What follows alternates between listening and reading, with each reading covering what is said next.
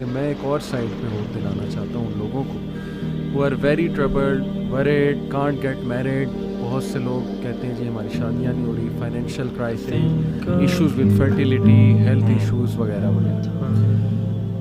ابو ذر غفاری رضی اللہ عنہ کہتے ہیں کہ نبی صلی اللہ علیہ وسلم نے فرمایا, Indeed I know a verse to which if the people held on it would be sufficient for them.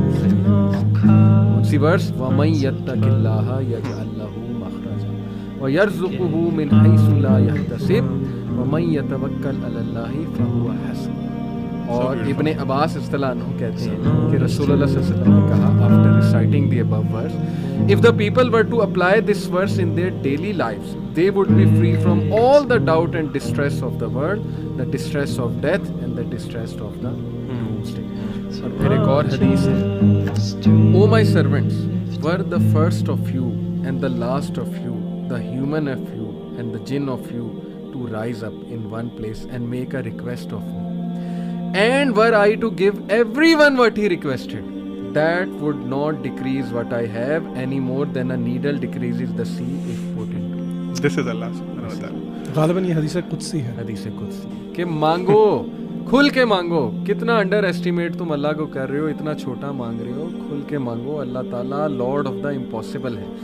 میں یہاں پر ایک واقعہ سنانا چاہتا ہوں دل کو نرم کرنے کے حوالے سے, اسی آیت سے ریلیٹڈ مجھے یاد ہے. ڈاکٹر ایشان کا واقعہ ہے اور مفتی مینک نے غالباً سنایا تھا, یا بہرحال واقعہ اوتھینٹک ہے, یوٹیوب پر بڑا مشہور یہ واقعہ. ڈاکٹر ایشان ایک نیورو سرجن ہے اور وہ فلائی کر رہے تھے غالباً سعودیہ سے کسی کنٹری میں, بہرحال کسی کنٹری سے دوسری کنٹری جا رہے تھے. راستے میں کہتے ہیں کہ بہت طوفان, ٹھنڈر, موسم بڑا خراب ہو گیا.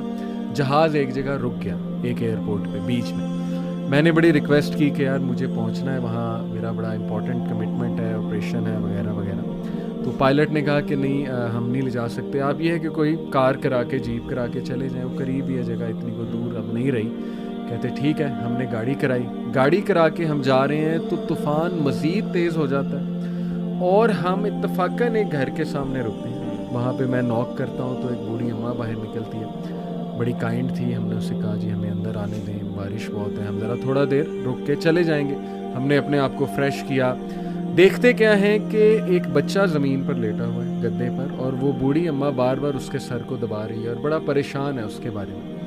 کہتے میں نے پوچھا کہ کیا مسئلہ ہے اس بچے کو, تو انہوں نے کہا کہ اس کا کوئی برین کا مسئلہ ہے یا ایسی کوئی پرابلم ہے جو بہت مشکل ہے یہاں کے ڈاکٹرز کے لیے. تو انہوں نے کہا مجھے بتائیں, میں بھی ڈاکٹر ہوں, میرے بڑے واقفیت ہے.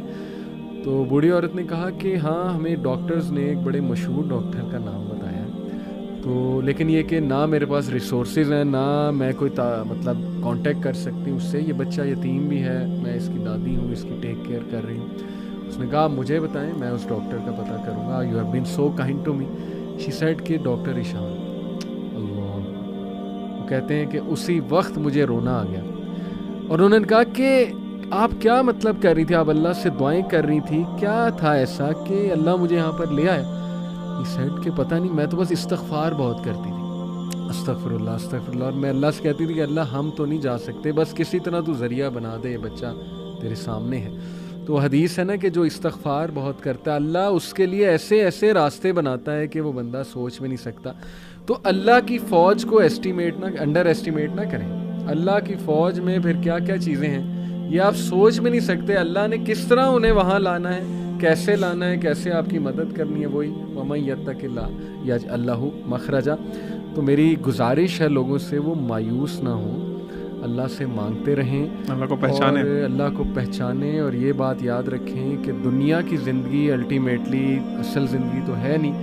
یہاں جو مل جائے اس پہ الحمدللہ گریٹفل, جو نہ ملے وہ اللہ سے ہی مدد مانگیں کہ اللہ مجھے تقویت دے, اے اللہ مجھے پرسپیکٹیو دے, اے اللہ مجھے وزڈم دے, سکت دے.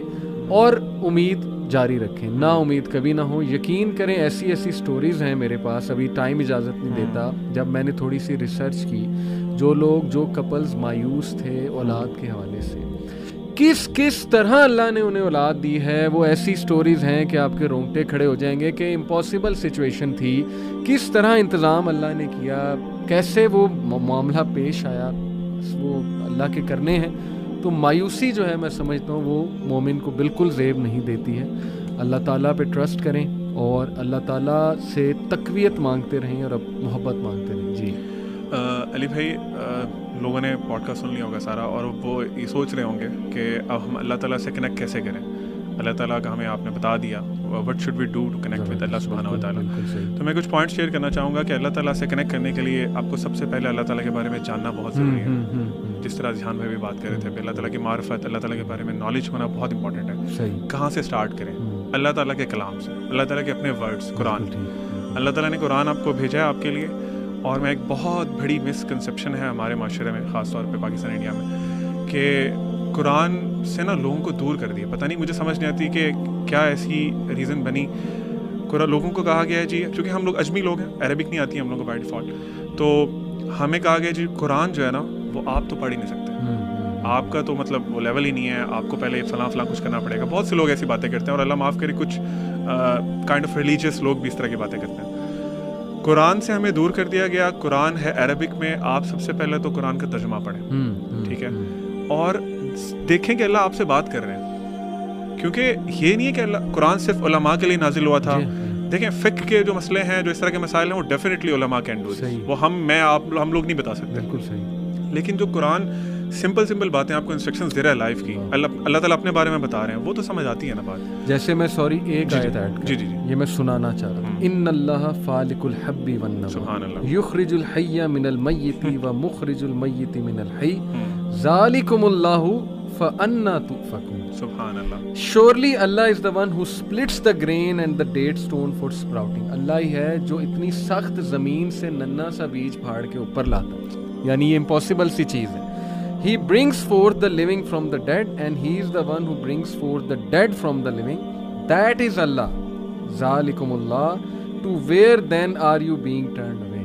کدھر مطلب یہ دیکھیں نا, اب جس بندے کو اس آیت کا علم ہوگا تو یہ کوئی اتنی وہ مشکل بات تو نہیں ہے. اللہ تعالیٰ آپ کو آپ کی اپنی جو کریشن ہے اس کے بارے میں بتا رہے ہیں, دیکھو اسے غور کرو. اللہ تعالیٰ یہ کر سکتا ہے, تو تم کدھر جا رہے ہو؟ تم کسی اور کے پاس ہیلپ کرنے جا رہے ہو, تم کسی اور سے مشکل میں اپنی مدد مانگ رہے ہو. سو یہ جو ایک ٹیبو بنا دیا گیا نا کہ قرآن کو آپ نے ٹچ بھی نہیں کرنا, آپ نے شیلف میں رکھتے ہیں اوپر, آپ نے گھر میں برکت لے کے آنی ہے. قرآن کی برکت ہے, اس میں کوئی وہ شک نہیں ہے, اور آپ کو عربک پڑھنے کا بھی ثواب ملتا ہے. لیکن دا پوائنٹ از کہ آپ کا جو قرآن سے کنیکشن ہے نا وہ آپ نے لوز کر دیا بیکاز آف دیٹ تھنگ. تو آپ قرآن خود پڑھیں, ترجمے سے پڑھیں. آپ اگر بہت احسان کرنا چاہتے ہیں تو بسم اللہ کریں, عربی سیکھیں. مطلب آپ انگلش سیکھ لیتے ہیں, آپ چائنیز سیکھ لیتے ہیں, جو بڑی مشکل زبانیں ہیں صرف for the sake of your monetary benefits. لیکن آپ عربک جو اسلام کی زبان ہے, جو اتنی خوبصورت زبان, اللہ کے نبی صلی اللہ علیہ وسلم کی زبان ہے, اس سے بڑھ کے کیا وہ ہے, وہ سیکھیں تاکہ آپ کے لیے نا اللہ تعالیٰ کا میسج آسان ہو. اللہ تعالیٰ کا آپ کے پاس میسج قرآن ہے, اور یہ ایک شرف کی بات ہے کہ اللہ تعالیٰ نے قرآن ہم پہ نازل کیا. میں کہیں پڑھ رہا تھا کہ ایون بہت سے فرشتے ہیں جو اس چیز سے محروم ہیں کہ وہ قرآن کی تلاوت کر سکیں. وہ ایسی مجلسوں, ایسی محفلوں میں ڈھونڈتے ہیں ان کو جہاں پہ قرآن کی تلاوت ہو رہی ہو. تو آپ کیا مطلب, ہم کیوں ایک ڈیلیوژن میں ہیں؟ تو ایک بات یہ. دوسری بات یہ کہ اللہ تعالیٰ سے دوسرا کنیکشن کا بہت امپورٹنٹ ذریعہ اور بہت اہم وہ ہے نماز. نماز پڑھیں اور نماز سمجھ کے پڑھیں. خدا رہا, کیونکہ آپ کو نماز کا ترجمہ آنا چاہیے, آپ کو پتہ ہو کہ آپ اللہ تعالیٰ سے کیا بات کر رہے ہیں, تاکہ آپ کے اندر چینج آئے. اور واللہ علی بھائی, میرا اپنا پرسنل ایکسپیرینس ہے, آپ لوگوں نے ڈیفینیٹلی ایکسپیرینس کیا ہوگا کہ اگر آپ دن میں کوئی صرف ایک نماز خشوع سے, توجہ سے پڑھتے ہیں نا, تو آپ کا دن ڈفرینٹ گزرتا ہے, پورا دن ڈفرینٹ گزرتا ہے. ایک نماز کا اتنا امپیکٹ ہے, تو 5 کا پھر کیا ہوگا. تو نماز پڑھیں, کیونکہ وہ آپ کی اللہ سے میٹنگ ہے 5 times a day. آج کے جہاں پہ آج ہماری اتنی ڈسٹریکشنز ہیں, اتنی وہ انٹرپشنز ہیں ہماری لائف میں, تو اس میں نماز اچھی پڑھنا بہت ضروری ہے. تو اس لیے جو لوگ پڑھتے ہیں وہ کوشش کریں اس کو امپروو کرنے کی, اور جو نہیں پڑھتے تو پلیز نماز شروع کریں. That is the second thing you can do for improving your connection with Allah. تیسرا پوائنٹ, توبہ کریں. جب آپ کے اور آپ کے رب کے درمیان گناہ حائل ہو جاتے ہیں نا, تو پھر آپ کا دل بھی جو ہے نا وہ ڈرٹی ہو جاتا ہے, کلاؤڈی ہو جاتا ہے. You can't see the reality, آپ کو بہت امپورٹنٹ چیزیں مس کر جاتے ہیں. تو اللہ تعالیٰ سے ابھی توبہ کریں. میں تو بلکہ ریکویسٹ کروں گا کہ اسی پوڈ کاسٹ کے دوران ارادہ کر لیں کہ اللہ میں اپنے سارے گناہ چھوڑنے والا ہوں. مجھے نہیں پتا میں کیسے کروں گا, میں اتنی زیادہ ڈیپتھ میں جا چکا ہوں ڈچ میں. ہاں, آپ نے کرنا ہے, آپ نکالیں مجھے اس دلدل سے. توبہ کریں, آپ کا کنیکشن اللہ سے امپروو ہوگا, پھر میریکلز ہوں گے. اللہ کے نبی صلی اللہ علیہ وسلم کی ایک حدیث کا مفہوم ہے کہ آپ نے فرمایا کہ زمین پہ ایک انسان نا چل رہا ہوتا ہے, اور تم اسے نا بہت حقیر سمجھتے ہو کہ اس کی کوئی ویلیو نہیں, تم سمجھتے کیا ہے.